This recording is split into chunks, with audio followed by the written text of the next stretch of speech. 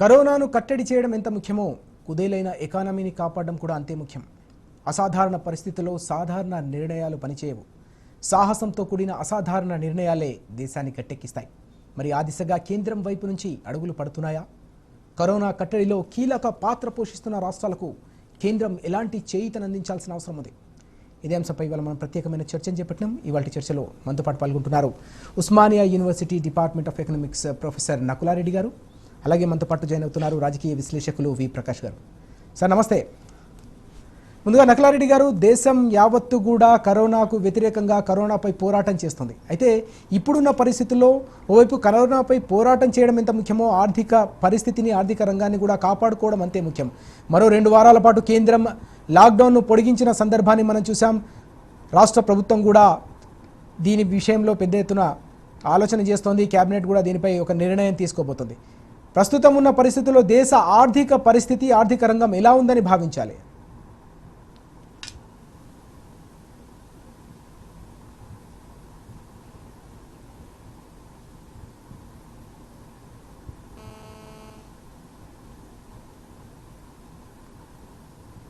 నకులారెడ్డి గారు వినిపిస్తుందా?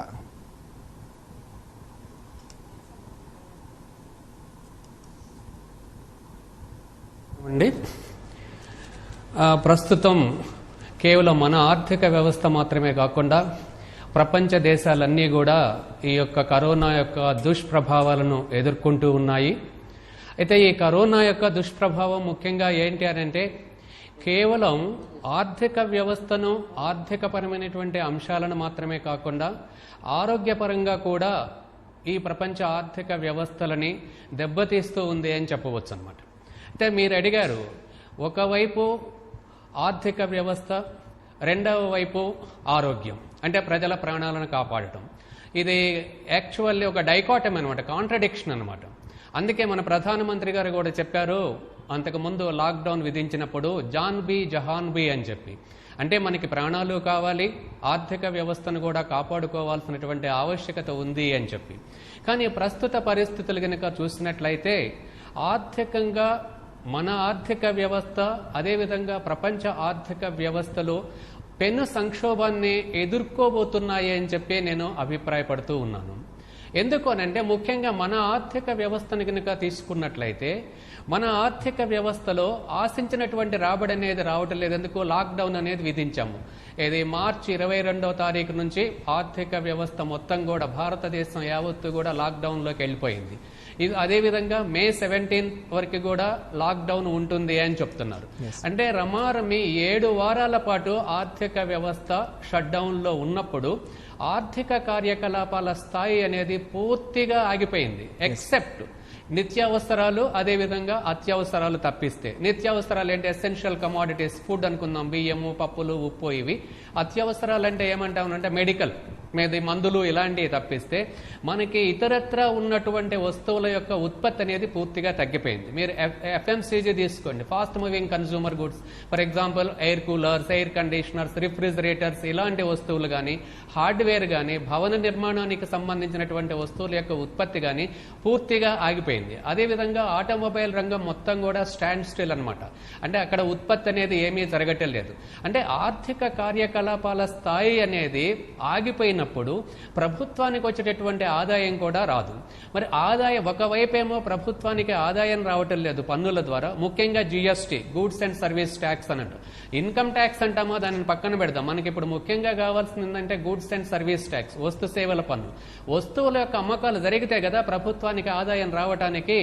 కేంద్ర ప్రభుత్వానికి అంతకుముందు కరోనా రావటానికి ముందే మనం పరిశీలించి చూసినట్లయితే ప్రభుత్వం యొక్క నివేదికల ప్రకారం 1,00,000 కోట్ల టార్గెట్ అనేది ఉంటే ప్రతి నెల వాళ్ళు 1,00,000 కోట్ల టార్గెట్ చేరుకోలేదు GSTకి సంబంధించి కూడా. అంటే GST రాబడులు కూడా ఆశించినటువంటి స్థాయిలో లేవు. అంటే ప్రభుత్వానికి వచ్చేటటువంటి రాబడి ఆశించినటువంటి స్థాయిలో లేదు. కానీ ప్రభుత్వానికి అనుకోని ఖర్చు అనేది పెరిగిపోయింది. ఈ అనుకోని ఖర్చు ఏంటి? ఈ కరోనా మూలంగా ప్రభుత్వం పెద్ద మొత్తంలో ఖర్చు చేయాల్సినటువంటి పరిస్థితి అనేది ఏర్పడింది. కేవలం కరోనా కోసమే కాదు ప్రభుత్వం ఖర్చు చేయాల్సిన పరిస్థితి. ఇప్పుడు సంక్షేమం, వలస కార్మికులు ఎవరైతే ఉన్నారో, పేదలు ఎవరైతే ఉన్నారో వాళ్లపైన కూడా ప్రభుత్వం పెద్ద మొత్తంలో వేల కోట్ల రూపాయలు ఖర్చు చేయాల్సినటువంటి పరిస్థితి అనేది ఏర్పడ్డది.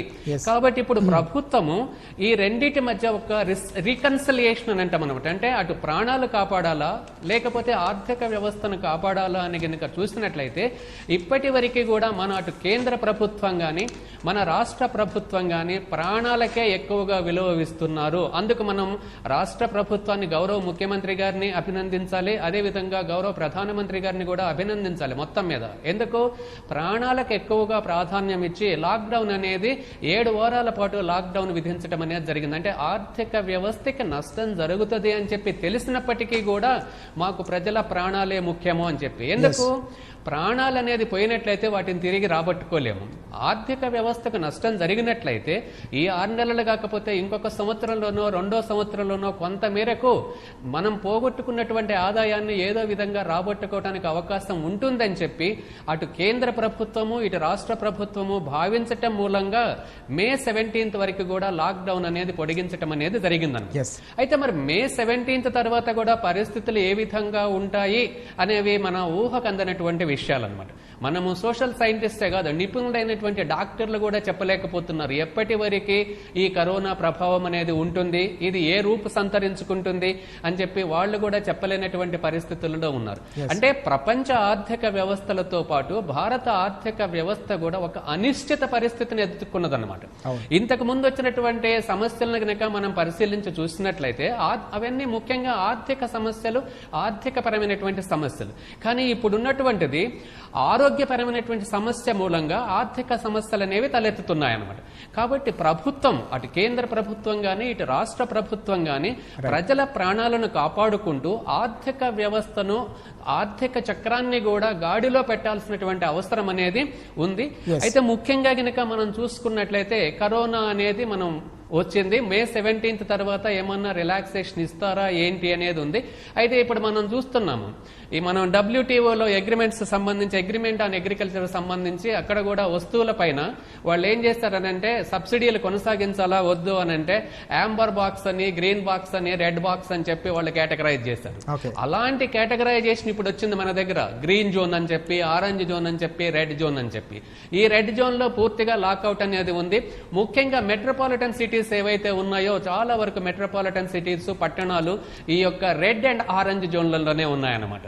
ఏదో గ్రామీణ ప్రాంతాలు పెద్ద మొత్తంలో గ్రీన్ జోన్ లో ఉన్నాయి. అయితే మనకి ఇక్కడ గుర్తించాల్సినటువంటి అవసరం ఏంటంటే ఈ అనార్గనైజ్డ్ సెక్టార్ కార్యకలాపాలు ఏవైతే ఉన్నాయో, మీరు అగ్రికల్చర్ ని పక్కన పెడదాం కొద్దిసేపు, అనార్గనైజ్డ్ సెక్టార్ కార్యకలాపాలు ఏవైతే ఉన్నాయో అవన్నీ కూడా ఈ యొక్క అర్బన్ ఏరియాస్ లోనే ఉన్నాయన్నమాట. మీరు ఫ్రూట్స్ అమ్ముకునే వాళ్ళు అనుకోండి, లేకపోతే కన్స్ట్రక్షన్ యాక్టివిటీలో పనిచేసే వాళ్ళు అనుకోండి, రోడ్డు నిర్మాణం అనుకోండి, ఇంకా ఏదన్నా తీసుకోండి, అర్బన్ ఏరియాస్ కు సంబంధించే ఎక్కువగా ఉన్నాయన్నమాట. ఇప్పుడు ఏమైపోయింది, ఈ లాక్డౌన్ మూలంగా ఇక్కడ ఈ యొక్క అనార్గనైజ్డ్ సెక్టార్ కార్యకలాపాలన్నీ కూడా పూర్తిగా స్తంభించిపోయాయి. ఇందులో పనిచేస్తున్నటువంటి వాళ్ళందరూ కూడా మైగ్రెంట్ లేబర్ ఉంటేనేమో వాళ్ళ యొక్క నేటివ్ ప్లేసెస్, వాళ్ళు పుట్టిన ప్రాంతాలకు వెళ్లిపోవాలని చెప్పి వాళ్ళు అన్ని కష్టాలను భరించి 100 కిలోమీటర్లు నడిచి వెళ్లిపోతూ ఉన్నారు. ఇక్కడ ఉన్న వాళ్ళు కూడా పని లేక వాళ్ళు పేదరికంలో ఆహారం లేకుండా కూడా బ్రతకాల్సినటువంటి పరిస్థితి అనేది ఏర్పడ్డదన్నమాట. మరి ఇలాంటి పరిస్థితుల్లో మే 17th తర్వాత ఒకవేళ లాక్డౌన్ గనక ఎత్తివేసినట్లయితే పరిస్థితి ఏంటి అనంటే, నా అభిప్రాయం ప్రకారం ఏంటి అనంటే, ఇప్పటి వరకే ఈ లాక్డౌన్ కాలంలో కొంత ప్రశాంత పరిస్థితులు అనేవి ఉన్నాయి మన దేశంలో గాని ప్రపంచం మొత్తం మీద కూడా. నేను ప్రపంచానికి సంబంధించి మాట్లాడను కానీ మన దేశానికి సంబంధించి మాట్లాడతా, మన రాష్ట్రానికి సంబంధించి ఈ ప్రశాంత పరిస్థితులు ఉన్నాయి. ఏ విధంగా పోలీస్ కంట్రోల్ గాని ఇతరత్రా గాని ప్రభుత్వం తీసుకున్న చర్యలు గాని. కానీ ఒక్కసారి లాక్డౌన్ అనేది ఎత్తివేసిన తర్వాత అన్రిస్ట్రిక్టెడ్ ఫ్రీడమ్ అనేది వచ్చేస్తుంది. ఈ అన్రిస్ట్రిక్టెడ్ ఫ్రీడమ్ అనేది వచ్చినట్లయితే అక్కడ ప్రజలకు ఉపాధి అనేది దొరకదు వెంటనే. మనకి ఉపాధి ఎప్పుడైతే దొరకకపోతుందో ఇది ఒక సోషల్ ప్రాబ్లం అనేది క్రియేట్ అవుతుందా అనేటటువంటి సందేహం అనేది ఏర్పడుతుంది. ఎందుకు ఈ పేదలు ఎవరైతే ఉన్నారో వాళ్ళందరికీ ఇప్పుడు ప్రభుత్వం ఏం చేస్తుంది, మా గౌరవ ముఖ్యమంత్రి గారు ముఖ్యంగా మీరు వేరే రాష్ట్రాల నుంచి వచ్చినప్పటికీ మేము మా కన్నబిడ్డల్లాగా చూసుకుంటామని చెప్పి అటు ప్రభుత్వం గాని, స్వచ్ఛంద సంస్థలు గాని, ఇతరులు గాని ఇప్పటి వరకు ఆహారాన్ని అందించడం అనేది జరుగుతుంది. కానీ ఇక ముందు ఎప్పుడైతే లాక్డౌన్ అనేది ఎత్తివేసిన తర్వాత మాత్రం ఎవరి ఇబ్బందులు వాళ్ళు పడాల్సి ఉంటుంది. ప్రభుత్వం కూడా నైతిక బాధ్యత తీసుకుంటదనేది కూడా సందేహమే. ఇటువంటి పరిస్థితుల్లో ఉన్నప్పటికీ రైట్, నక్లారెడ్డి గారు చాలా ఇంపార్టెంట్ పాయింట్ అది. అంటే ఎగ్జిట్ ప్లాన్ ఎట్లా ఉండాలనేది అందరిలో కూడా అత్యంత కీలకమైన అంశం. కేంద్ర ప్రభుత్వం ఎగ్జిట్ ప్లాన్ ఏ విధంగా రూపొందిస్తుందనేది అందరూ కూడా ఆసక్తిగా ఎదురు చూస్తున్నారు. ఎందుకంటే ఇప్పుడున్న పరిస్థితులను పూర్తి స్థాయిలో బేరీజు వేసుకొని గట్టెక్కాలంటే తప్పకుండా ఒక పగడ్బందీ ఎగ్జిట్ ప్లాన్, లాక్డౌన్ నుంచి ఎగ్జిట్ ప్లాన్ అవసరం. కాబట్టి ఆ దిశగా ఎలాంటి ఆలోచనలు చేయాల్సిన అవసరం ఉందనే దానిపై వి ప్రకాష్ గారు, ఇప్పటికే మనం చూసాం రాష్ట్ర ముఖ్యమంత్రి గారు చాలా స్పష్టంగా చెప్పారు, ప్రజల ప్రాణాలు కాపాడడం అనేది అన్నిటికంటే ముఖ్యం కాబట్టి అదే ప్రాధాన్యత అంశంగా పెట్టుకుని పనిచేస్తున్నామని. దీంతో పాటుగా రానున్న రోజుల్లో కూడా తప్పకుండా ఆర్థికంగా నిలదొక్కుకోవాల్సిన అవసరం ఉంటుంది కాబట్టి ఆ దిశగా కూడా ఆలోచన చేయాలనే ఒక సూచనలు కూడా వినిపిస్తున్నాయి. మంత్రి కేటీఆర్ గారు కూడా కేంద్ర ప్రభుత్వం దృష్టికి అనేక అంశాలను తీసుకెళ్లిన సందర్భం కనిపిస్తోంది. ఇండస్ట్రియలైజేషన్కు సంబంధించి కావచ్చు, రానున్న రోజుల్లో ఎదుర్కోబోతున్న సవాళ్లను ఏ విధంగా అవకాశంగా మలుచుకోవాలని, ఇప్పుడున్న పరిస్థితుల్లో ఆర్థిక రంగ పరిస్థితిని ఏ విధంగా అంచనా వేయాల్సిన అవసరం ఉంది, రానున్న రోజుల్లో ఈ లాక్డౌన్ను ఎత్తివేసే రోజులు వచ్చినప్పుడు కానీ ఆ లాక్డౌన్ ఎగ్జిట్కు సంబంధించిన ప్లాన్ ముందస్తుగానే చేసుకోవాల్సిన అవసరం ఉందా, ఆ దిశగా కేంద్రం ఏమైనా ఆలోచన చేస్తున్నట్టుగా కనిపిస్తుందా? ఇది ఆర్థికంగా మనం బలోపేతం కావాలంటే చాలా సంవత్సరాలు పడుతుంది ఈ నష్టం నుంచి తేరుకోవడానికి. ఎందుకంటే మన దగ్గర ఈ medium and micro small industries ఏవైతే ఉన్నాయో ఈ ఎంఎస్ఎంఈ సెక్టర్ దాదాపుగా 40% జీడిపిని సమకూర్చే రంగం అది. ఈ 40% సమకూర్చే రంగానికి కావాల్సిన ముడి సరుకు కానీ విడి భాగాలు కానీ ఇవన్నీ కూడా ఇప్పుడు చైనా నుంచే ఎక్కువగా వస్తున్నాయి. దాదాపుగా అవసరం ఉన్న దానిలో 75% మనకు చైనా నుంచే వస్తున్నది. అంటే రాబోయే రోజుల్లో మనం మన దేశంలోనే ఈ రంగంలో కనుక మనం కొంత ఫోకస్ చేసి ఈ విడిభాగాలు కానీ తర్వాత ముడి సరుకు కానీ ఇక్కడే మనం దేశీయంగా తయారు చేసుకోగలిగితేనే ఎంఎస్ఎంఈ రంగం కానీ మిగతా పరిశ్రమలు కానీ నిలదొక్కగలుగుతాయి. ఇప్పుడు ఈ లాక్డౌన్ అనేది ఈ ఆర్థికంగా మనకు ఇప్పుడు ఏదైతే ఎగ్జిట్ పాలసీ ఆల్రెడీ స్టార్ట్ అయిందో, అంటే ఎగ్జిట్ పాలసీ నిన్న స్టార్ట్ అయినట్టుగా మనం భావించాలి. ఎందుకంటే ఈ గ్రీన్ జోన్ ఏదైతే ఉన్నదో 300 జిల్లాలకు పైన అక్కడ సడలించడం వల్ల ఆర్థికంగా పెద్దగా లాభం చేకూరుస్తుందని నేను అనుకోవట్లేదు. ఎందుకంటే మనకి రూరల్ ఏరియాలో ఇండస్ట్రీస్ అనేటి భారతదేశంలో ఇప్పటికి కూడా డెవలప్ కాలే. ఇదే జపాన్లోనో లేకుంటే చైనాలోనో అయితే కనుక అన్ని గ్రామీణ ప్రాంతాల్లోనే ఎక్కువ ఎంఎస్ఎంఈ ఉంటాయి. బట్ మన దగ్గర మాత్రం చాలా తక్కువ ఉన్నాయి. అన్ని హైదరాబాద్లోనే కేంద్రీకృతమై ఉన్నాయి. హైదరాబాద్ కానీ, మేడ్చల్, మల్కాజ్గిరి కానీ, రంగారెడ్డి జిల్లా కానీ ఇవన్నీ కూడా రెడ్ జోన్లో ఉన్నాయి. ఈ రెడ్ జోన్లో ఉన్న ప్రాంతంలోనే దాదాపు 35,000 నుంచి ఈ ఎంఎస్ఎంఈలో ఉన్న పరిశ్రమలలో దాదాపు 70-80% వరకు కూడా ఈ హైదరాబాద్ చుట్టుపక్కలనే ఉన్నాయి. కాబట్టి భారీ పరిశ్రమలు ఎట్లాగో మూతపడతాయి. ఎందుకంటే అక్కడ ఈ సోషల్ డిస్టెన్స్ అనేది ఇప్పట్లో సాధ్యమయ్యేది కాదు. కానీ ఎంఎస్ఎంఈ రంగంలో సోషల్ డిస్టెన్స్ అనేది మెయింటైన్ చేయవచ్చు. ఎందుకంటే 10 మంది 20 మంది మాత్రమే పనిచేసే రంగాలు అవి. వీటిలలో ప్రొడక్షన్ జరగాలంటే హైదరాబాద్ లో ఉన్న కొన్ని కంటైన్మెంట్ జోన్లను తప్ప మిగతా జోన్లలో కొంత రిలాక్సేషన్ ఇవ్వాల్సిన అవసరం ఉంటుంది. ఇప్పుడు ఇండస్ట్రియల్ జోన్స్ ఉన్నాయి.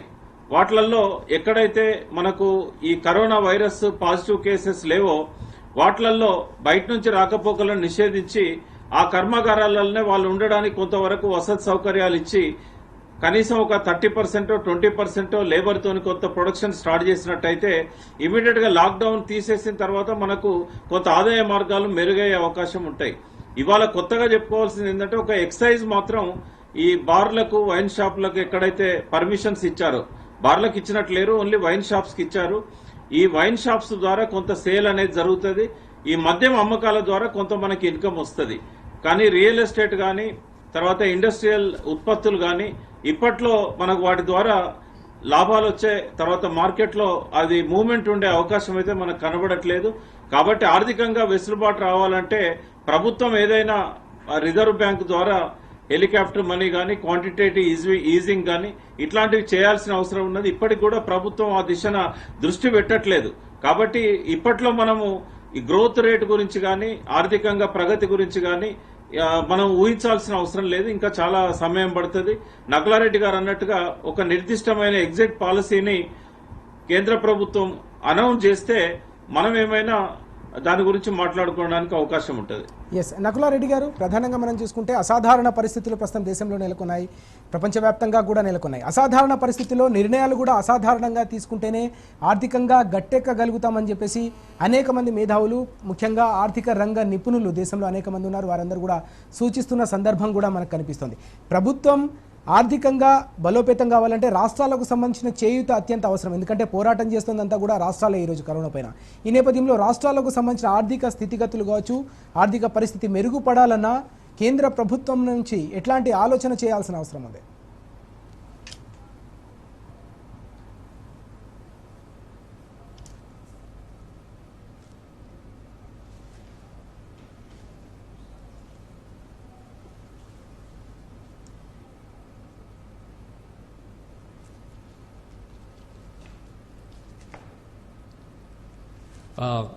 మనందరికీ తెలిసిందండి, కరోనా ప్రభావం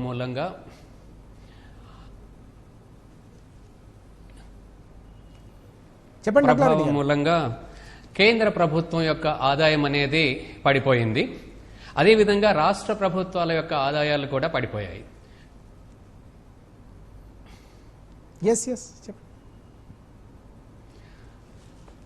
అయితే మనము మన రాష్ట్రానికి సంబంధించి కనుక చూసుకున్నట్లయితే ముఖ్యంగా రాష్ట్ర బడ్జెట్ను చూద్దాం. పోయిన 20-21 సంవత్సరాలకు సంబంధించినటువంటి రాష్ట్ర బడ్జెట్, అందులో రెవెన్యూ అకౌంట్ లోపల రాబడి అంచనాలు 1,43,000 కోట్లు రెవెన్యూ అకౌంట్లో అండి.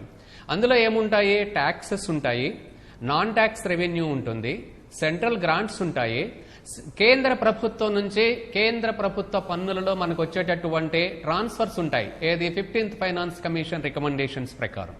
దాంట్లో చూసుకుంటే 85,300 కోట్లు ట్యాక్స్ రెవెన్యూ ఉంది, 30,600 కోట్లు నాన్ ట్యాక్స్ రెవెన్యూ, 10,525 కోట్లు సెంట్రల్ గ్రాంట్స్ ఉన్నాయి, 16,725 కోట్లు ట్రాన్స్ఫర్స్ ఉన్నాయి. ఏది కేంద్ర ప్రభుత్వం నుంచి పన్నుల్లో వాటా అన్నమాట. అయితే మిగిలిన మూడింటిని పక్కన పెట్టేసి కేవలం ట్యాక్స్ రెవెన్యూ చూసుకున్నప్పటికీ కూడా 85,300 కోట్లు సంవత్సరానికంటే నెలకి కనీసం 7,000 కోట్లు ఈ యొక్క రాష్ట్ర ప్రభుత్వానికి పన్నుల ద్వారా ఆదాయం రావాలి. కానీ మన లాక్డౌన్ కాలంలో గౌరవ ముఖ్యమంత్రి గారే చెప్పారు, ఏప్రిల్ 1st వీక్లో మనకి ప్రెస్ మీట్ పెట్టి, ఏప్రిల్ 7th ప్రెస్ మీట్ పెట్టినప్పుడు ఏప్రిల్ మొదటి 6 రోజుల్లో వచ్చినటువంటి రాబడి 6 కోట్లు కూడా లేదు అని చెప్పి, అంటే ప్రభుత్వానికి పెద్ద మొత్తంలో ఆదాయం అనేది పడిపోయింది. అది అందరం అంగీకరించాల్సినటువంటి విషయమే. ఎందుకు ఆదాయం పెద్ద మొత్తంలో పడిపోయిందని అంటే గూడ్స్ అండ్ సర్వీస్ ట్యాక్స్ అనేది రావటం లేదు. అదేవిధంగా ఈ యొక్క ఆల్కహాల్ అమ్మకాలు ఏవైతే ఉన్నాయో పూర్తిగా నిషేధించబడ్డాయి. అదేవిధంగా పెట్రోలియం ఉత్పత్తుల యొక్క డిమాండ్ అనేది తగ్గిపోయింది. పెట్రోలియం ఉత్పత్తుల ద్వారా కూడా ప్రభుత్వానికి ఆదాయం అనేది వస్తుందన్నమాట. అదేవిధంగా స్టాంప్స్ అండ్ రిజిస్ట్రేషన్ ద్వారా 10,000 కోట్ల టార్గెట్ అనమాట 20-21 బడ్జెట్ లో. ఎక్సైజ్ ద్వారా 16,000 కోట్ల టార్గెట్, జిఎస్టీ ద్వారా 26,000 కోట్ల టార్గెట్ అనమాట మొత్తం. మరి పన్నుల ద్వారా ఆదాయం అనేది రావటం లేదు. అదేవిధంగా కేంద్ర ప్రభుత్వానికి కూడా ఆదాయం రావటం లేదు. మరి ఇప్పుడు కావాల్సింది ఏంటి అంటే రాష్ట్ర ప్రభుత్వాలను కేంద్ర ప్రభుత్వం ఆదుకోవాలి. ఏ విధంగా ఆదుకోవాలి అని అంటే కేంద్ర ప్రభుత్వం తనకు వచ్చేటటువంటి పన్నుల్లో నుంచి ఇంతకు ముందు కంటే ఎక్కువగా ఏమన్నా ఇవ్వగలుగుతుందా అని చెప్పి ఆలోచించాలి. కానీ కేంద్ర ప్రభుత్వానికి కూడా జిఎస్టీ ద్వారా వచ్చేటటువంటి ఆదాయం అనేది పడిపోయింది కాబట్టి కేంద్ర ప్రభుత్వం కూడా ఇప్పట్లో ఇంతకు ముందు కంటే, అంటే ఇంతకు ముందు ప్రామిస్ చేసి లేకపోతే రూల్స్ అండ్ రెగ్యులేషన్స్ ప్రకారం రావాల్సిన దానికంటే ఎక్కువగా ఏదో దయ చూపించేటటువంటి పరిస్థితి అనేది లేదనమాట. సో ఇటువంటి పరిస్థితుల్లో ఏముండాలి అని అంటే మన యొక్క క్వాంటిటేటివ్ ఈజింగ్ పాలసీ అనేది ఒకటి ఉందన్నమాట. క్వాంటిటేటివ్ ఈజింగ్ పాలసీలో ఏంటి, రాష్ట్ర ప్రభుత్వము సెక్యూరిటీలను కొలేటరల్ గా ఉంచేసి రిజర్వ్ బ్యాంక్ నుంచి డబ్బులు తెచ్చుకోవచ్చు అనమాట. కానీ మరి ఆ విధంగా గనక చేసినట్లయితే, ఎక్కువ మొత్తంలో గనక డబ్బులను తెచ్చుకున్నట్లయితే, మరి ఫిజికల్ గూడ్స్ అనేది గనక లేకపోయినట్లయితే అది ద్రవ్యోల్బణానికి దారితీసేటటువంటి పరిస్థితి అనేది ఉందన్నమాట. అదే మన గౌరవ ముఖ్యమంత్రి గారు కూడా చెప్పారు, ఏది హెలికాప్టర్ మనీ అని చెప్పి. 2007-8 లో బెన్ బెర్నాంకే అక్కడ ఫెడరల్ రిజర్వ్ చైర్మన్ గా యుఎస్ లో ఉన్నప్పుడు అక్కడ ఎకనామిక్ రిసెషన్ వచ్చినప్పుడు దానిని తీసుకొచ్చాడు అనమాట.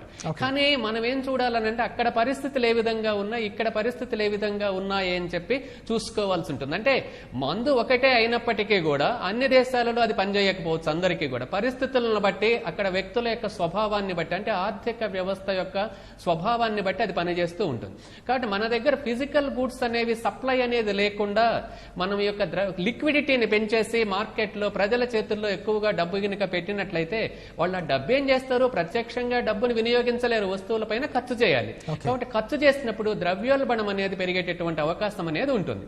ఇంకొక విషయం ఏం చెప్పారు, మనకి ఫిజికల్ డెఫిసిట్ టార్గెట్ కూడా పెంచుకోవడానికి అవకాశం ఇవ్వమని అడుగుతున్నారు రాష్ట్ర ప్రభుత్వాలు. ఇప్పుడు 3% FRBM యాక్ట్ ప్రకారం ఫిజికల్ డెఫిసిట్ అనేది GSDPలో 3% ఉండేటట్లుగా చూడాలన్నమాట. కానీ అది ఇప్పటికే మన దగ్గర 33,900 కోట్లు ఉంది.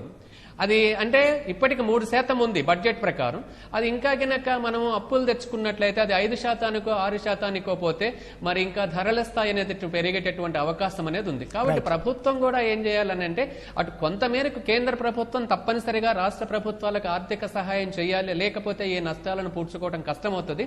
కానీ రాష్ట్ర ప్రభుత్వాలు కూడా కేంద్ర ప్రభుత్వం ఎక్కువగా నిధులు ఇవ్వటం లేదు అనేటటువంటి ఉద్దేశంతో ఉండే గనక రాష్ట్ర ప్రభుత్వాలు బారోయింగ్ గనక చేసినట్లయితే నేను అనుకుంటానది ద్రవ్యోల్బణానికి దారితీస్తుంది. కాబట్టి రాష్ట్ర ప్రభుత్వాలు కూడా ఒక నిర్దిష్టమైన ఒక అభిలషణీయమైనటువంటి విధానాన్ని గనక అవలంబించినట్లయితే తప్పనిసరిగా ఈ సమస్య నుంచి బయటపడడానికి అవకాశం ఉంటుంది అని చెప్పి నేను అభిప్రాయపడుతున్నాను. వి ప్రకాష్ గారు, ఓవైపు కరోనా వైరస్, మరోవైపు ఎకనామిక్ క్రైసిస్, రెండు కూడా అంతే ప్రమాదకరంగా ప్రస్తుతం మానవాళి ముందు కనిపిస్తున్నాయి. ప్రపంచవ్యాప్తంగానే కాకుండా మన దేశంలో, మన రాష్ట్రంలో కూడా అదే పరిస్థితి కనిపిస్తుంది.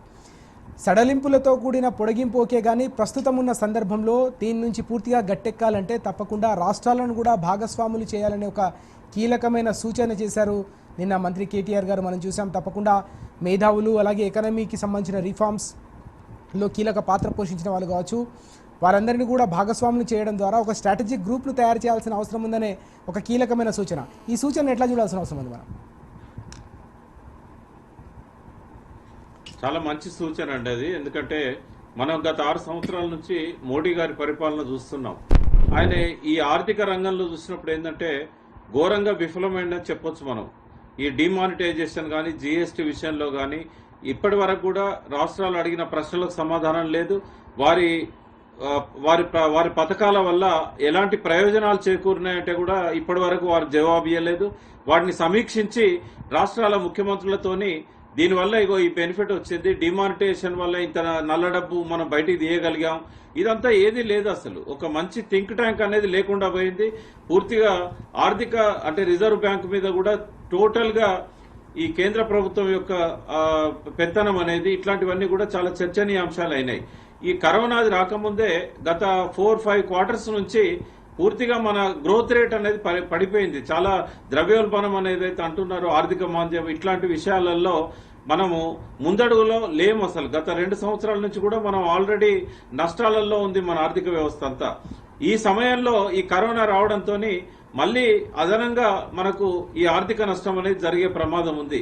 కాబట్టి ముఖ్యమంత్రి గారు హెలికాప్టర్ మనీ కానీ, క్వాంటిటేటివ్ ఈజింగ్ సంబంధించిన విషయాల మీద కానీ ఇప్పటి వరకు ఆర్థిక రంగ నిపుణులతోని ప్రధానమంత్రి చర్చించినట్టే మనకి ఎక్కడ కూడా వార్త రాలేదు. అంటే మరి మాకు మేమే చేసుకుంటామంటే ఇవాళ రాష్ట్రాల ముఖ్యమంత్రులతో సంబంధం లేకుండా రాష్ట్రాల ఆర్థిక బలోపేతం, రాష్ట్రాలను ఆర్థికంగా బలోపేతం చేయకుండా కేంద్రము ఏం ఆలోచించినా కూడా దానివల్ల ఎటువంటి ఫలితాలు ఉండవు. ఈసారి మనము గ్రోత్ రేట్ మైనస్లోకి పోబోతున్నది. ఇవాళ అంటే IMF చెప్పింది కానీ, ఇతర ఆర్థిక సంస్థలు చెప్తున్నది కానీ మనం చాలా చాలా ఘోరమైన పరిస్థితిలో ఉన్నాం. ఇందాక నక్లారెడ్డి గారు అన్నట్టు ద్రవ్యోల్బణం అనేది రాక తప్పని పరిస్థితి ఏర్పడ్డది మనకు. ఇప్పటికే మనకు ఆ పరిస్థితి ఉన్నది. రాబోయే రోజుల్లో తప్పనిసరిగా రిజర్వ్ బ్యాంకు ఈ క్వాంటిటేటివ్ ఈజింగ్ కానీ, లేకుంటే హెలికాప్టర్ మనీ కానీ ఇట్లాంటి విధానాలు అనుసరించినట్టయితే తప్పకుండా మనం ఇంకా ద్రవ్యోల్బణం వైపుగా ప్రయాణించాల్సి వస్తుంది. సరే, మంచి మాత్ర వేసుకున్నప్పుడు సైడ్ ఎఫెక్ట్ అనేది ఉంటుంది, కానీ సైడ్ ఎఫెక్ట్ అనేది మనం భరించగలిగే స్థితిలో ఉండాలి. మనం భరించగలిగే ద్రవ్యోల్బణమే ఉండాలి. కాబట్టి కేటీఆర్ గారు అన్నట్టుగా ఒక మేధావులతోని, ఆర్థిక రంగ నిపుణులతోని, విశ్వవిద్యాలయాలలో ఉండే ప్రొఫెసర్స్ తోని, రిటైర్డ్ రిజర్వ్ బ్యాంక్ చైర్మన్లతోని, ఇట్లాంటి వాళ్ళతోని ఒక టీం ఏర్పాటు చేసి అందులో అన్ని రాష్ట్రాల ముఖ్యమంత్రులను కానీ, ఆర్థిక మంత్రులను కానీ భాగస్వామ్యం చేసినట్టయితే తప్పకుండా మెరుగైన ఫలితాలు వస్తాయి, మంచి విధానాలు వస్తాయి. ఎగ్జిట్ పాలసీ కూడా మనం ఆశించిన విధంగా ఉండే అవకాశం ఉంది. ఎస్, నకులారెడ్డి గారు, ఇప్పుడున్న పరిస్థితుల్లో మీ అంచనా ఏంటి? ప్రధానంగా ఏ ఏ రంగాలకు ఎక్కువగా దీనివల్ల ఇప్పుడున్న పరిస్థితుల్లో ఈ లాక్డౌన్ ఎత్తివేసిన తర్వాత కూడా తీవ్రమైన ప్రభావం చూపే అవకాశం కనిపిస్తుంది? మ్యానుఫ్యాక్చరింగ్ సెక్టర్ కావచ్చు, ఆటోమొబైల్ సెక్టర్ కావచ్చు, ఇతర ఏ రంగాలపై ఎక్కువగా ప్రభావం చూపించే ప్రమాదం ఉంది? ఆ ప్రమాదం నుంచి గట్టెక్కాలంటే ఇప్పటి నుంచి కేంద్ర ప్రభుత్వం నుంచి ఎట్లాంటి నిర్ణయాలు తీసుకోవాల్సిన అవసరం ఉంది? ఎందుకంటే అనేక సూచనలు వస్తున్నాయి. జీఎస్టీ విషయంలో కూడా తప్పకుండా ఎంతో కొంత కట్ షాట్ చేయాల్సిన అవసరం ఉందనే సూచనలు కూడా అనేక రంగాలకు సంబంధించిన నిపుణుల నుంచి వస్తున్నాయి. మీ అంచనా ఏంటి? కరెక్షన్ ఎట్లా చేయాల్సిన అవసరం ఉంది?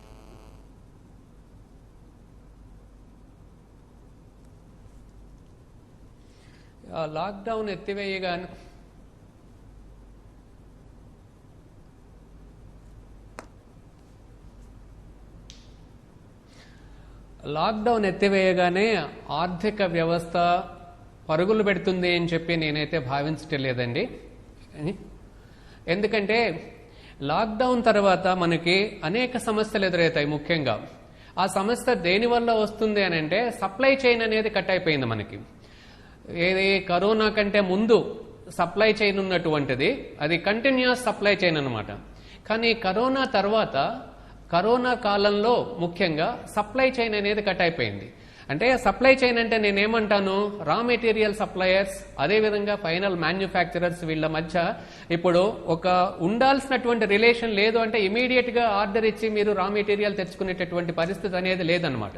సో లాక్డౌన్ ఎత్తివేసిన తర్వాత ఇమీడియట్ గా మ్యానుఫ్యాక్చరింగ్ యాక్టివిటీ అనేది అది యథావిధి స్థాయిలో కొనసాగడానికి అవకాశం అనేది లేదన్నమాట. ఇదే విధంగా అంటే ఒక పేషెంట్ బెడ్ మీద నుంచి డిశ్చార్జ్ అయిన వెంటనే 100 కిలోమీటర్ స్పీడ్తో పరిగెత్తడం అనేది సాధ్యం కాదనమాట. అదేవిధంగా లాక్డౌన్ కాలంలో ఈ పారిశ్రామిక రంగం అంతా కూడా ముఖ్యంగా క్లోజ్ అయి ఉంది. ఇప్పుడు లాక్డౌన్ ఎత్తివేసిన తర్వాత ఈ పారిశ్రామిక రంగంలో ఉత్పత్తి కార్యకలాపాలు అనేవి యథావిధిగా కొనసాగాలి అని అంటే వాళ్ళకేం కావాలి? రా మెటీరియల్ కావాలి, వర్కర్స్ కావాలా, మిషనరీ అనేది సరిగా నడవాలి. ఇవన్నీ కావాలంటే టైం అనేది పడుతుంది. ముఖ్యంగా లాక్డౌన్ ఎత్తివేసిన తర్వాత మ్యానుఫ్యాక్చరింగ్ యాక్టివిటీ అనేది వాళ్ళు ఏం చేస్తారు? మ్యానుఫ్యాక్చరింగ్ యాక్టివిటీ స్టార్ట్ చేయాలని చూస్తారు. కానీ మ్యానుఫ్యాక్చరింగ్ యాక్టివిటీకి కావాల్సినటువంటి రా మెటీరియల్ అనేది దొరకదు. అదేవిధంగా మైగ్రెంట్ వర్కర్స్ అందరూ కూడా అనార్గనైజ్డ్ సెక్టర్ లో ఉన్నటువంటి వర్కర్స్ అందరూ కూడా బయటకు వెళ్ళిపోయారు. నిన్న మొన్న కూడా చూస్తాం, బస్సులలో రైళ్లలో పంపించేస్తూ ఉన్నారు. మరి వాళ్ళందరూ కూడా వాళ్ళ ఆయా ప్రాంతాల నుంచి మళ్ళీ వాళ్ళు ఇంతకు ముందు ఎక్కడైతే పనిచేశారో ఆ ప్రాంతాలకి, ఆ పరిశ్రమలకు కనుక రాకపోయినట్లయితే మనము లాక్డౌన్ ఎత్తివేసినప్పటికీ కూడా పారిశ్రామిక ఉత్పత్తి అనేది ఊపందుకోదు. అదేవిధంగా కన్స్ట్రక్షన్ యాక్టివిటీ కూడా ఊపందుకోదు అనమాట. ఎందుకు? కన్స్ట్రక్షన్ నిర్మాణ రంగాన్ని కనుక తీసుకున్నట్టయితే ఈ 7 నెలల నుంచి కూడా నిర్మాణ రంగంలో ఎటువంటి కార్యకలాపాలు జరగటం లేదు. ఇదంతా కూడా అనార్గనైజ్డ్ సెక్టర్. ఇక్కడ ఉన్నటువంటి వర్కర్స్ అందరూ కూడా వెళ్లిపోయారు. వాళ్ళు మళ్ళీ తిరిగి రావాలి. అదేవిధంగా నిర్మాణ రంగం అనేది ఊపందుకోవాలంటే వాళ్ళకి సిమెంట్ కావాలి, ఉష్క కావాలి, ఐరన్ అండ్ స్టీల్ కావాలి, గ్రావెల్ కావాలి, ఇతరత్ర అనేక రా మెటీరియల్ ఇన్పుట్స్ అనేవి కావాలి. వాటికి ఉన్నటువంటి సప్లై చైన్ అనేది తెగిపోయింది. ఏం సప్లై చైన్? ఇంతకు ముందు మీరు ఇక్కడ కూర్చొని ఆర్డర్ ఇస్తే 48 అవర్స్ లో మీకు సిమెంట్ డెలివరీ అయ్యేది, ఐరన్ అండ్ స్టీల్ డెలివరీ అయ్యేది, అన్ని డెలివరీ. ఇప్పుడు ఆ పరిస్థితి లేదు. సిమెంట్ ఇండస్ట్రీ కూడా మూతపడ్డాయి, ఐరన్ అండ్ స్టీల్ ఇండస్ట్రీ మూతపడ్డాయి. అంటే వాళ్ళ దగ్గర ఉన్నటువంటి రిజర్వ్ ఏదైతే ఉందో ఇప్పటి వరకు ఉత్పత్తి చేసింది ఓకే, వాళ్ళు సప్లై చేయగలుగుతారు. కానీ ఒక్కసారి ఆ ఎక్సెస్ సప్లై వాళ్ళ దగ్గర ఉన్నటువంటి రిజర్వ్ అంతా అయిపోయినట్లయితే మళ్ళీ ఆ సప్లై చైన్ ని కంటిన్యూ చేయడానికి కొంతకాలం అనేది పడుతుందన్నమాట. కాబట్టి ముఖ్యంగా మ్యానుఫ్యాక్చరింగ్ యాక్టివిటీ అనేది గనక ఊపందుకోకపోతే ఆర్థిక వ్యవస్థలో ఆశించినటువంటి స్థాయిలో ఆర్థిక కార్యకలాపాల స్థాయి అనేది జరగదు. కాబట్టి ప్రభుత్వం కూడా ఒక నిర్దిష్టమైనటువంటి ప్రణాళికతోనే ఈ మ్యానుఫ్యాక్చరింగ్ సెక్టార్ ఏదైతే ఉందో దానిని నడిపించడానికంటే కోవిడ్ కంటే ముందు ఉన్నటువంటి స్థాయికి తీసుకురావడానికి ఎటువంటి చర్యలు తీసుకోవాలి అని చెప్పి నిపుణుల యొక్క సలహాలు అనేవి తీసుకొని ఆ విధంగా గనుక చేసినట్లయితే ఒక 6 నెలల నుంచి 1 సంవత్సరం కాలంలో ఏమన్నా ఆర్థిక వ్యవస్థ అనేది ఇంతకు ముందు స్థితికి చేరుకోవడానికి అవకాశం అనేది ఉంటుందన్నమాట. అంతేగాని ఇమీడియట్ గా లాక్డౌన్ ఎత్తివేయగానే ఆర్థిక వ్యవస్థ అనేది పరుగులు పెడుతుంది, లేకపోతే వృద్ధి రేట్ అనేది పెరుగుతుంది అని అంటే అంత ఉరుకులు పెట్టడానికి అవకాశం లేదు. మీరు పారిశ్రామిక రంగం రంగంలో పరిశ్రమలను తెలిసినప్పటికీ కూడా ఉత్పత్తి ప్రక్రియ అనేది కొనసాగించడానికి అవకాశం అనేది ఉండదన్నమాట. ఎందుకంటే అనేక కన్స్ట్రైంట్స్ అనేవి ఉంటాయి. ఏమంటాము, ఆటంకాలు అంటాం, లేకపోతే నిర్బంధాలు అంటాం. ఈ నిర్బంధాలు ఏంటి? ఇవి ప్రభుత్వం నుంచి వచ్చేటటువంటి నిర్బంధాలు కాదు, ఇవి ఇన్పుట్ సైడ్ నుంచి వచ్చేటటువంటి నిర్బంధాలు అన్నమాట. వాటికి కావాల్సినటువంటి రా మెటీరియల్ అనేది కావలసిన సమయంలో వెంటనే దొరకదు. కాబట్టి మీకు అదే విధంగా శ్రామికులు అనేవాళ్ళు ఉండరు, టెక్నీషియన్స్ అనేవాళ్ళు ఉండరు, మిషనరీ అనేది సరిగా పనిచేయదు. 1.5 months మీరు లాక్డౌన్ చేసేస్తే మిషనరీ అది మళ్ళా పనిచేయాలని అంటే దానికి అనేక రిపేర్స్ అనేవి కావాలి, యంత్రాలు. ఈ పరిస్థితులన్నీ గనుక చూసినట్లయితే ముఖ్యంగా ఇది టైం కన్జ్యూమింగ్ ప్రాసెస్ అండి. కాకపోతే ఒకటి ఏం చెప్తామనంటే, కరోనా అనేది ఎప్పటికో ఒకప్పటికి కట్టడవుతుంది. అదే విధంగా ఆర్థిక కార్యకలాపాల స్థాయి కూడా తప్పనిసరిగా ఊపందుకుంటుంది. మళ్ళా మనం యథావిధి స్థాయికైతే వెళతాము అని చెప్పి నేను భావిస్తాను. కాకపోతే అతి త్వరిత కాలంలో ఓవర్ నైట్ అనేది ఇది సాధ్యం కాదు. ప్రభుత్వం కూడా దీని మీద చాలా చాలా ఎఫర్ట్ అనేది పెట్టి ఒక నిర్దిష్టమైనటువంటి విధానాన్ని, విధానమే కాదండి, ది పాలసీ అనేది ఏది ఉండదండి. ఈ యొక్క లాక్డౌన్ నుంచి అంటే కరోనా నుంచి బయటపడి ఆర్థిక కష్టాల నుంచి బయటపడడానికి ది పాలసీ అనేది ఉండదు. ఒక పాలసీ మిక్స్ అనేది గనుక అవలంబించినట్లయితే తప్పనిసరిగా మనం బయటపడతాము అని చెప్పి నేను అభిప్రాయపడుతూ ఉన్నాను. ఓవర్ నైట్ అయితే సాధ్యం కాదు, కానీ తప్పకుండా ప్రిపేర్నెస్ అనేది తప్పకుండా ఈ సంక్షోభం నుంచి గట్టెక్కడానికి పెద్ద ఎత్తున దోహదపడే అవకాశం ఉందనే ఒక సూచన మాత్రం. ప్రకాష్ గారు, మనం చూసాం సంక్షోభాలను అవకాశంగా మలుచుకునే శక్తి సామర్థ్యాలున్న నాయకత్వం కలిగిన రాష్ట్రం తెలంగాణ. గతంలో కూడా అనేక సంక్షోభాలు మనం చూసాం. ఉద్యమం సందర్భంగా ఆ సంక్షోభాలు గట్టెక్కిన సందర్భాన్ని కూడా మనం చూసాం.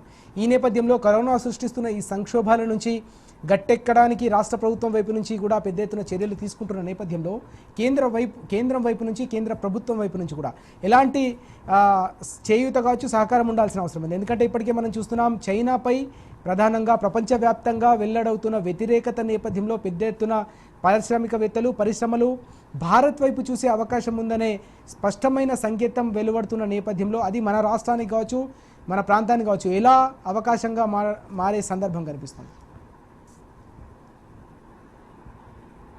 కేటీఆర్ గారు చేసిన సూచనలో ఇది ఒక ఇంపార్టెంట్ అంశం. ఎందుకంటే రాబోయే రోజుల్లో మనకు పరిశ్రమలన్నీ కూడా ఎక్కువ మొత్తంలో భారతదేశానికి తరలే అవకాశం ఉంది. వాళ్ళు డిజిన్వెస్ట్మెంట్ ఎవరైతే జపాన్ కానీ ఇతర దేశాలు కానీ వాళ్ళు పెట్టుబడులను చైనా నుంచి ఉపసంహరించుకుంటున్నారు, అక్కడ పరిశ్రమలను వేరే ప్రాంతాలకు తరలించాలని ఆలోచిస్తున్నారు. కానీ ఇప్పట్లో సాధ్యం కాదు. ఎందుకంటే ఇప్పుడు అన్ని దేశాలలో కూడా ఎక్కడ పరిశ్రమలు నడవట్లేదు. చాలా వరకు లాక్డౌన్లో ఉన్నాయి. పారిశ్రామిక దేశాలన్నీ కూడా లాక్డౌన్లో ఉన్నాయి. ఈ సమయంలో ఒక చైనాలోనే ఫుల్ స్కేల్లో మనకు ప్రొడక్షన్ అనేది కనబడుతూ ఉన్నది. వాళ్ళు ఇంతకు ముందు కంటే రెట్టింపు ఉత్సాహంతో పరిశ్రమలలో పనులు చేస్తూ ఉన్నారు. వుహాన్లో కూడా మళ్ళీ లాక్డౌన్ క్లోజ్ అయిపోయి పరిశ్రమలన్నీ తిరిగి ప్రారంభమైనాయి. అదేవిధంగా చైనా అంతటా కూడా ఏనాడు కూడా పరిశ్రమలు మూతపడలేదు. లాక్డౌన్ అనేది కేవలం వుహాను దాని పరిసర ప్రాంతాలకే పరిమితం అయిపోయింది. కాబట్టి ఎప్పుడైతే ఈ సరుకు రవాణా మెరుగైతుందో, ఇప్పుడు నక్లారెడ్డి గారు అన్నట్టుగా సప్లై చైన్ సిస్టమ్ అనేది మళ్ళీ స్టార్ట్ అవుతుందో, రా మెటీరియల్ ఎప్పుడైతే వివిధ దేశాల డిమాండ్లకు అనుకూలంగా చైనా మళ్ళీ సప్లై చేస్తుందో కొంతకాలం దాకా దాని మీద ఆధారపడాల్సిన పరిస్థితి ఉంటుంది. అయితే ఒక లాంగ్ టర్మ్ పాలసీని భారతదేశంలోని రాష్ట్ర ప్రభుత్వాలు కేంద్ర సహకారంతో చేపట్టాల్సిన అవసరం ఉన్నది. ఇవాళ చైనా మీద మనం ఏ వస్తువుల కోసం డిపెండ్ అవుతున్నాం, ఏ రా మెటీరియల్ చైనా నుంచి మనకు వస్తున్నది అనే విషయాలను గమనించి అవన్నీ కూడా మన భారతదేశంలోనే మనం తయారు చేసుకునే పరిస్థితి ఉన్నట్టయితే మన దేశంలోని అవసరాలకే కాక ఇప్పుడు చైనా మీద డిపెండ్ అయిన చాలా దేశాలకు కూడా మనం రా మెటీరియల్ ఎక్స్పోర్ట్ చేయగలిగే పరిస్థితిలో మనం ఉంటాం. కాకుంటే ఇది వారు అన్నట్టు ఓవర్ నైట్ కాదు, ఒక సంవత్సరం కూడా కాదు, ఒక దీర్ఘకాలిక పాలసీ అనేది తీసుకొని దానికి తగ్గట్టుగా పెట్టుబడులను కనుక ఎంకరేజ్ చేసినట్టయితే, రిజర్వ్ బ్యాంక్ లాంటివి కొంత సహకరించినట్టయితే తప్పకుండా మనం భారతదేశం ప్రపంచంలోనే నంబర్ 1 స్థానంలో ఉంటుంది. చైనా స్థానాన్ని భారతదేశం ఆక్రమించడానికి ఎక్కువ కాలం పట్టకపోవచ్చు. కానీ అటువంటి ఆలోచనలు ఏవి మన ప్రధానమంత్రి గారికి కానీ వారికి సలహాలు ఇస్తున్న ఆర్థిక రంగ నిపుణులకు కానీ ఉన్నట్టుగా లేవు. కొద్దిగా ఈగోస్ అనేటివి బాగా పెరిగిపోయినాయి. ఒక మంచి సలహా ఎవరిచ్చినా కూడా తీసుకోవాలనే ఒక పాజిటివ్ దృక్పథము నరేంద్ర మోడీ గారి దగ్గర కనబడట్లేదు. ఎందుకంటే చాలా రాష్ట్రాల ముఖ్యమంత్రులు కూడా మంచి సలహాలు ఇచ్చారు. అందులో మన ముఖ్యమంత్రి గారు కేసీఆర్ గారు చాలా సార్లు చాలా మంచి సలహాలు ఇచ్చారు. కానీ ఇవేవి కూడా ఆయన పట్టించుకున్నట్టు కనబడట్లేదు. కనీసం వాటి మీద ఒక చర్చ చేసినట్టు కూడా మనకు కనబడట్లేదు. కాబట్టి కేటీఆర్ గారి సూచన చాలా గొప్పది. దాన్ని ఇప్పటికైనా కేంద్ర ప్రభుత్వం పట్టించుకోవాలి. స్థానిక బీజేపీ నాయకులు కూడా, ఎంపీలు ఎవరైతే ఉన్నారో వాళ్ళు కూడా ఆయన దృష్టికి తీసుకుపోయి ఇలాంటి అనుకూల పరిస్థితిని వాళ్ళు రూపొందించినట్టయితే మన రాష్ట్రం కూడా డెఫినెట్ గా అగ్రగామిగా ఉంటుంది. కేంద్రం సహకారం లేకుండా రాష్ట్రాలు మాత్రం భారతదేశంలో ఏం చేసే పరిస్థితి లేదు. ఇది పేరుకే ఫెడరల్ స్ఫూర్తి, కానీ అన్ని రంగాల మీద పూర్తి ఆధిపత్యం కేంద్రానికే ఉన్నది. అమెరికా లాంటి ఫెడరల్ వ్యవస్థ ఇక్కడ లేదు. కాబట్టి కేంద్రం నిర్ణయించే విధానాల మీదనే రాష్ట్రాల యొక్క పారిశ్రామిక ప్రగతి ఆధారపడి ఉంటుంది. ఎస్, నకులారెడ్డి గారు, ఇక్కడ మరో ముఖ్యమైన అంశం, ప్రధానంగా ఈ కరోనా నేపథ్యంలో అనేక సెక్టర్లు దీనిలో ఇబ్బంది పడే అవకాశం ఉన్నా రానున్న రోజుల్లో కొత్త సెక్టర్లకు కూడా, అంటే ఫార్మా రంగం వంటి అనేక కొత్త సెక్టర్లు కూడా మరింత పుంజుకునే అవకాశం కూడా కనిపిస్తుంది. పెద్ద ఎత్తున దాంట్లో అవకాశాలు కూడా మెండుగా ఉన్నట్టుగా కనిపిస్తుంది. మనం చూసాం ఇప్పటికే హైదరాబాద్లో ఒక మెగా ఫార్మా సిటీకి సంబంధించిన రూపకల్పన రాష్ట్ర ప్రభుత్వం ఆధ్వర్యంలో మంత్రి కేటీఆర్ గారి సారథ్యంలో జరిగిన సందర్భాన్ని మనం చూసాం. ఇన్ఫ్రాస్ట్రక్చర్ అనేది వాస్తవానికి రాత్రికి రాత్రి సృష్టించుకోవడం ఎక్కడ కూడా సాధ్యం కాదు. మన హైదరాబాద్లో ఇప్పుడు గ్లోబల్ ఇన్ఫ్రాస్ట్రక్చర్, అంటే వరల్డ్ క్లాస్ ఇన్ఫ్రాస్ట్రక్చర్ ఇప్పటికే రాష్ట్ర ప్రభుత్వం సిద్ధం చేసిన సందర్భం ఉంది. ఈ నేపథ్యంలో రానున్న రోజుల్లో కొత్తగా అంది వచ్చే అవకాశాలను మనం అందిపుచ్చుకోవాలంటే ఇప్పుడు రాష్ట్ర ప్రభుత్వం ఆధ్వర్యంలో తీసుకుంటున్న చర్యలు ఒక ఎత్తైతే, కేంద్ర ప్రభుత్వం రూపొందించే పాలసీస్ పైన ఎక్కువగా ఆధారపడే అవకాశం ఉంటుంది. ఆ దిశగా ఎలాంటి కసరత్తు జరగాల్సిన అవసరం ఉందని సూచిస్తారు?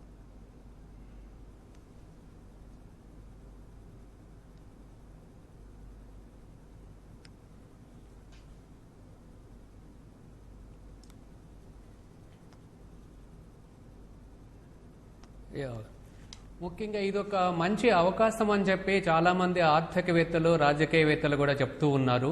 ఈ అవకాశాన్ని మనము అందిపుచ్చుకోవాలి అని చెప్పి. మనము ఇంతకుముందు 3-4 years back make in India programme అని చెప్పి మొదలు పెట్టామన్నమాట. Make in India driver of industrial growth అని చెప్పి. కానీ అది ఎంతో అంబిషియస్గా మనము మొదలుపెట్టినప్పటికీ కూడా దాని ద్వారా మనం ఆశించినటువంటి ఫలితాలు అనేవి సాధించలేదు. కానీ కనీసం ఇప్పుడైనా కూడా ఆ మేక్ ఇన్ ఇండియా ప్రోగ్రామ్ యొక్క ఆ స్ఫూర్తి ఏదైతే ఉందో దానిని తీసుకొని ఇప్పుడు చైనాలో నుంచి బయటికి రావాలి అనుకుంటున్న అనేక పారిశ్రామిక సంస్థలను, పెద్ద కంపెనీలను, మల్టీనేషనల్స్, వాటిని రిటైర్డ్ హార్ట్ అని అంటున్నారు ఇప్పుడు. అంటే చైనాలో ట్రేడ్ వార్ మూలంగా, America and China trade war మూలంగా అక్కడ దెబ్బతిన్నటువంటి పరిశ్రమలు ఏవైతే ఉన్నాయో వాటిని రిటైర్డ్ హార్ట్ అంటున్నారు. ఆ రిటైర్డ్ హార్ట్ పరిశ్రమలు ఏవైతే ఉన్నాయో వాటిని కనుక మనము ఆకర్షించగలిగినట్లయితే మన ఆర్థిక వ్యవస్థలో ఉత్పత్తి, ఉపాధి పెంచుకోవడానికి అవకాశం ఉంటుంది అని చెప్పి చెప్పడం జరిగింది. ఇది ఎప్పుడు కరోనా కంటే ముందు పరిస్థితి. కానీ ఇప్పుడు కరోనా నేపథ్యంలో ఫార్మా రంగానికి ఎక్కువగా ప్రాముఖ్యం అనేది పెరిగింది. మన రాష్ట్ర ప్రభుత్వం కూడా, ముఖ్యంగా కేటీఆర్ గారు ఈ యొక్క ఫార్మా రంగానికి సంబంధించి కూడా అనేక ఇనిషియేటివ్స్ అనేవి మొదలు పెట్టడం అనేది జరిగిందనమాట. సో ప్రభుత్వం, రాష్ట్ర ప్రభుత్వాలు ఎన్ని చర్యలు తీసుకున్నప్పటికీ కూడా కేంద్ర ప్రభుత్వం కూడా సహకారం అందించినట్లయితే తప్పనిసరిగా మన రాష్ట్రం ఫార్మా రంగంలో, ఇప్పటికే ఫార్మా క్యాపిటల్ అని అంటారు మన దాన్ని, ఇంకా కూడా మనము ఈ ఫార్మా రంగంలో ఎన్నో విజయాలను, అద్భుత విజయాలను సాధించడానికి అవకాశం అనేది ఉంటుంది అని చెప్పి నేను భావిస్తూ ఉన్నానన్నమాట. అయితే ఇంకొక ముఖ్య విషయం కూడా గమనించాల్సింది ఏంటంటే, కేంద్ర ప్రభుత్వము ఎన్ని చర్యలు తీసుకున్నప్పటికీ కూడా, అంటే లిబరలైజ్డ్ పాలసీస్ అని చెప్పి ఏమన్నా మనము తీసుకున్నప్పటికీ కూడా గ్రౌండ్ లెవెల్లో ఆ కంపెనీస్ వచ్చి స్థాపించాలని అనుకున్నప్పుడు ఆశించిన స్థాయిలో ఇన్ఫ్రాస్ట్రక్చర్ అనేది ఉండాలన్నమాట. ఆ ఇన్ఫ్రాస్ట్రక్చర్ లేకపోతే ఇక్కడి వరకు రావటం అనేది కష్టం. అదే నిన్న దువ్వూరు సుబ్బారావు గారు, reserve bank of India governor, farmer governor గారు మాట్లాడుతూ చైనా నుంచి వచ్చేటటువంటి పరిశ్రమలు ఎందుకు ఇండియా ఆకర్షించలేకపోతుందని అంటే వారు ఒకటే చెప్పారు, అది మన దగ్గర ఉన్నటువంటి పైన పాలసీస్ సక్రమంగా ఉన్నాయి కానీ గ్రౌండ్ లెవెల్లో పాలసీస్ అనేవి సరిగా లేవు. గ్రౌండ్ లెవెల్లో పాలసీస్, ఇన్ఫ్రాస్ట్రక్చర్ డిఫరెంట్ గా ఉన్నాయి. అందుకని చైనా నుంచి వచ్చేటటువంటి పరిశ్రమలు ప్రస్తుతం చైనా పక్కనే ఉన్నటువంటి థాయిలాండ్, సౌత్ కొరియా, అదేవిధంగా ఇంకా వియత్నాం అటువైపే వెళ్లిపోతున్నాయి కానీ మనం ఆకర్షించలేకపోతున్నాము అని చెప్పి చెప్తున్నారన్నమాట. కాబట్టి దానిని దృష్టిలో పెట్టుకుని మనం ఏం చేయాల్సి ఉంటుంది, వాళ్లను ఆకర్షించాలి అని అంటే మనం ఎటువంటి చర్యలు తీసుకోవాలి, మన పాలసీలో, మన ఆర్థిక విధానాలలో కానీ లేకపోతే FDI పాలసీలో కానీ ఎటువంటి మార్పులు తీసుకురావాలి అని చెప్పి మనం చూసి అలాంటి మార్పుల్ని కనుక తీసుకొచ్చినట్లయితే మనం తప్పనిసరిగా ఈ యొక్క వచ్చినటువంటి అవకాశాన్ని అందిపుచ్చుకోవడానికి అవకాశం అనేది ఉంటుంది అని చెప్పి నేను భావిస్తూ ఉన్నాను. ప్రకాష్ గారు, ముగించే ముందు మనం చూస్తే వాస్తవానికి గతంలో సమైక్య రాష్ట్రంలో మనం చూసాం గ్రామీణ ప్రాంతాల్లో, తెలంగాణ గ్రామీణ ప్రాంతాల్లో తీవ్రమైన దుర్భిక్ష పరిస్థితులు, సంక్షోభ పరిస్థితులు ఉండే సందర్భం. కానీ ఇప్పుడు కరోనా సృష్టిస్తున్న బీభత్సం కావచ్చు, సంక్షోభం నేపథ్యంలో అనేక ప్రాంతాల్లో తీవ్రమైన ఇబ్బందికరమైన పరిస్థితులు ఉన్నా తెలంగాణ పల్లెలు, తెలంగాణ గ్రామీణ వ్యవస్థ ఏదైతే ఉందో గ్రామీణ ప్రాంతాలన్నీ కూడా ఈరోజు ధాన్య రాశులతో కలకలలాడుతున్న సందర్భం కనిపిస్తుంది. ఆర్థికంగా మరింత ముందడుగు వేస్తున్న సందర్భం కూడా కనిపిస్తుంది. ఈ మార్పును ఎట్లా చూడాల్సిన అవసరం ఉంది ఇప్పుడున్న పరిస్థితులు? తెలంగాణ మారుమూల ప్రాంతాలలో కానీ గ్రామీణ ప్రాంతాల్లో కానీ పెద్దగా పారిశ్రామిక ప్రగతి అనేది లేదు. గత సమైక్య రాష్ట్రంలో ఏనాడు కూడా ఈ కాటేజ్ ఇండస్ట్రీస్ కానీ స్మాల్ స్కేల్ ఇండస్ట్రీస్ కానీ గ్రామీణ ప్రాంతాల్లో వాళ్ళు పెట్టలేదు. కేవలం హైదరాబాద్లోనే కేంద్రీకృతమైంది మొత్తం పారిశ్రామిక ప్రగతి అంతా. దీనివల్ల ఏమైందంటే అక్కడ వ్యవసాయం మీదనే ప్రజలంతా కూడా ఆధారపడి ఉన్నారు. అయినా గతంలో వాళ్ళకు సరైన సాగునీరు ఇవ్వకపోవడం వల్ల, గ్రౌండ్ వాటర్ డిప్లీట్ కావడం వల్ల చాలా దుర్భిక్ష పరిస్థితులు నెలకొనేవి. ప్రతి 5 సంవత్సరాల్లో 3 సంవత్సరాలు ఆకలితో బాధపడుతూ వలసపోయే పరిస్థితి గ్రామీణ ప్రాంతాల్లో ఎక్కువగా ఉండేది. మొత్తం తెలంగాణ నుంచి 30 లక్షలు 40 లక్షల మంది పట్టణాలకు తరలిపోయే వాళ్ళు వలసలుగా. అంటే ఇవాళ ముఖ్యమంత్రి గారి విజన్ వల్ల ఏవైతే దేవాదుల నుంచి కానీ అదేవిధంగా కాళేశ్వరం నుంచి కానీ గోదావరి నీళ్లను దాదాపు 3 వంతుల తెలంగాణ ప్రాంతానికి మళ్లించడం వల్ల, అదేవిధంగా మహబూబ్ నగర్ ప్రాంతంలో కూడా కల్వకుర్తి, నెట్టెంపాడు, భీమా, కోయిల్ సాగర్ లాంటి పథకాలు పూర్తి చేసి అక్కడున్న ప్రాజెక్టులతోని చెరువులను లింక్ చేయడం వల్ల, వ్యవసాయాన్ని బాగా పెంచడం వల్ల ఇవాళ 10 లక్షల ఎకరాల దాకా కేవలం మహబూబ్ నగర్లోనే మనం పంటలు పండించుకోగలిగాం. అదేవిధంగా తెలంగాణ ప్రాంతం అంతా కూడా 38 లక్షల ఎకరాల్లో మనం రబీ పంటలు పండించుకోగలిగినాం. అంటే ఈ రకంగా చూసినప్పుడు ఏంటంటే తెలంగాణలో గతం కంటే చాలా మెరుగైన పరిస్థితి ఇప్పుడు మనకు కనబడతా ఉన్నది. అధిక ఉత్పత్తి అనేది వచ్చింది, రైతులు చాలా ఆనందంగా ఉన్నారు. కాకుంటే అకాల వర్షాల వల్ల కొద్దిగా ఇబ్బందులు వచ్చినా కూడా ఇవాళ ధాన్య రాసులు మనం చూస్తున్నాం. మద్దతు ధర కూడా ఇచ్చి ప్రభుత్వము ప్రతి బియ్యపు గింజను కొనే పరిస్థితి వాళ్ళు వచ్చింది. అంటే ఏ రైతు కూడా ఇబ్బంది పడకుండా అందరు రైతుల దగ్గర నుంచి పండించిన ధాన్యాన్ని, అది కేవలం వరియే కాదు, అది కందులే కావచ్చు, అది ఇతర ఆహార ధాన్యాలు ఏవైనా కావచ్చు. సో ఇవాళ ఎక్కువ పంట పండడం వల్ల తెలంగాణ పరిస్థితి భిన్నంగా ఉంది. దేశంలో అనేక ప్రాంతాలల్లో కరువు పరిస్థితులు, తర్వాత వ్యవసాయంలో పూర్తిగా మైనస్ గ్రోత్ రేట్ ఉన్న కాడ ఇవాళ తెలంగాణ అద్భుతంగా 150% అదనపు గ్రోత్ రేట్ తోని ఇవాళ గ్రామీణ ప్రాంతాలన్నీ కూడా సస్యశ్యామలంగా ఉన్నాయి. రాబోయే రోజుల్లో ఇంకా ఇది ఎన్నో రెట్లు పెరిగే అవకాశం ఉంది. ఎందుకంటే ఇప్పుడిప్పుడే మల్లన్న సాగర్ కు నీళ్లు వస్తున్నాయి. ఈ మల్లన్న సాగర్ ఒకసారి పూర్తి అయిందంటే మళ్ళీ ఇంకొక 20-25 లక్షల ఎకరాల స్టెబిలైజేషన్ కానీ, న్యూ ఆయకట్టు కానీ, దాని ద్వారా ఇతర కాళేశ్వరం పథకాల ద్వారా మళ్లించినట్టయితే తెలంగాణ సుభిక్షంగా ఉంటుంది. దేశంలోనే తెలంగాణ లాంటి ప్రాంతం మరొకటి ఉండబోదు. దేశానికి ఒక మార్గదర్శకంగా తెలంగాణ వ్యవసాయ విధానం ఉండబోతుంది. మొత్తానికి కరోనా ఎంత ప్రమాదకరమో కుప్పకూలిన ఎకానమీ కూడా అంతకన్నా ఎక్కువ ప్రమాదకరం. సరైన సమయంలో సరిదిద్దే చర్యలు తీసుకోకపోతే తప్పకుండా మిగిలేది సంక్షోభమే. అందుకే కరోనాపై పోరాటం సాగిస్తూనే ఆర్థిక రంగాన్ని గట్టెక్కించే చర్యలు కూడా అత్యంత సమర్థంగా, అన్నిటికంటే ముఖ్యంగా యుద్ధ ప్రాతిపదికన తీసుకోవాల్సిన అవసరం కనిపిస్తుంది. అప్పుడే కరోనా నుంచే కాకుండా కుదేలైన ఆర్థిక రంగం నుంచి కూడా ప్రతి రాష్ట్రం గట్టెక్కే అవకాశాలు ఉంటాయి. తద్వారా దేశం కూడా ఒక బలమైన పునాదులపై నిలబడే అవకాశాలు ఉంటాయి. Thank you very much Prakash గారు, అలాగే నకులారెడ్డి గారు చర్చలో పాల్గొన్నందుకు. రైట్, ఇది అంశంపై ప్రత్యేకమైన డిస్కషన్. నమస్తే.